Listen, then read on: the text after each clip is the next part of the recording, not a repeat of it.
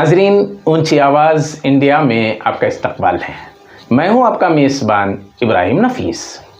जैसा कि इससे पहले वाज़ेह किया जा चुका है कि ऊंची आवाज़ न्यूज़ चैनल की जानिब से 10 जनवरी से न्यूज़ बुलेटिन का आगाज़ किया जा रहा है।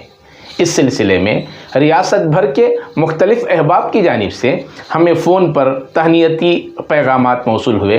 व्हाट्सएप के ज़रिए मुख्तलिफ़ अहबाब ने अपनी मोहब्बतों का इजहार किया। हमें पूरी उम्मीद है कि जिस तरह अखबार के सिलसिले में और इससे पहले वीडियोस के सिलसिले में जिस तरह आपकी मोहब्बतें हमें मौसूल होती रहीं, बिल्कुल उसी तरह का ताउन हमें न्यूज़ बुलेटिन के सिलसिले में भी आपसे मौसूल होगा। रियासत के मुख्तलिफ़ सियासी कायदीन, मजहबी कायदीन और मुख्तलिफ़ अहबाब ने अपने तहनीती पैगामात रवाना किए हैं और उनसे बराह रास्त हमने ये जानने की कोशिश की कि ऊंची आवाज़ इंडिया न्यूज़ चैनल ने क्या वाकई सहाफ़ती मेयार को बरकरार रखा और अवामी एहसासात की तर्जुमानी बल्कि ज़बान का और यहाँ के जो एहसासात होते हैं उसमें क्या वाकई ईमानदारी का इजहार किया गया। इस सिलसिले में मुख्तलिफ़ अहबाब और मुख्तलिफ़ कायदीन के हमें पैगामात मिले हैं। आज पहली कड़ी के तौर पर रियासत के सीनियर कायद और राज्य सभा के साबिक डिप्टी चेयरमैन मोहतरम के रहमान खान साहब से भी हमने जानने की कोशिश की कि ऊंची आवाज़ न्यूज़ चैनल के सिलसिले में क्या एहसासात हैं। चलिए जानते हैं मोहतरम के रहमान खान साहब ने न्यूज़ चैनल से मुताल्लिक़ अपने क्या एहसासात का इजहार किया है। जानते हैं आज की इस रिपोर्ट में। हाँ, मुझे बहुत खुशी हुई कि ऊंची आवाज़ जनाब इब्राहिम नफीस साहब की क़ियादत में बहुत आगे बढ़ रहा है।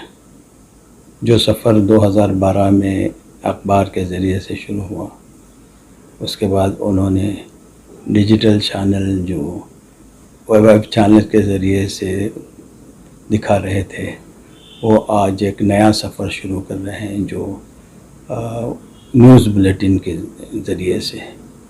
बड़ी खुशी है कि ये इन्होंने अपने इस लंबे सफ़र में जो न्यूज़ बुलेटिन की बहुत ज़रूरत है, तो उन्होंने ये सफ़र से शुरू किया है। मैं उनको मुबारकबाद देता हूँ। ऊंची आवाज़ के चैनल को मैं अल्लाह से दुआ है कि ये चैनल जो मकसद से इन्होंने आगे ले जा रहे हैं उसमें कामयाबी हासिल करें।